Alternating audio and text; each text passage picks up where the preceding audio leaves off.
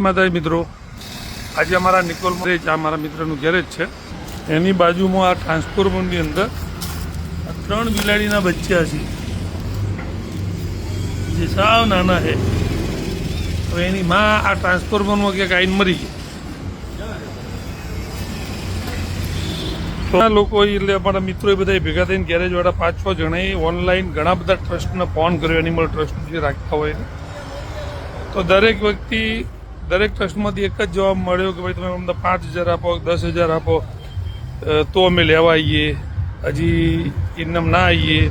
તો આ ટ્રસ્ટવાળા પૈસા સિવાય લેવાની જ ના પાડે છે. તો આપણા ટ્રસ્ટો ખાલી નામ પૂરતા પૈસા કમાવા માટે જ ખોલીને બેઠા છો તમે ભાઈ. અનુભવ શું થયું? શું વાત કરી ટ્રસ્ટવાળાએ? અમે લગભગ 25 થી 30 જણાને ફોન કર્યો હશે ઓછામાં ઓછા. તો બધા લોકો એમ કે કાં તો ડોનેશન આપો કાં તો કેમ કે અમે નહીં રાખતા એમ. તો કોઈ રાખતા નહીં તો એમાં નંબર મૂકીને બધાએ મૂકેલા છે. આ ડોનેશન અમે સેવા કરીએ છીએ. 2 કલાકથી અમે ધંધો બંધ કરીને અમને સારું થઈ જાય. ભાઈ ડોનેશન કેટલા જણાએ માગ્યું તમારી જોડે ટ્રસ્ટવાળાએ? લગભગ ડોનેશન માગી છે, લગભગ ટ્રસ્ટવાળા માંગે છે અને અમુકે આવવાની જ ના પાડી છે. અમે બિલાડી નહીં લઈએ.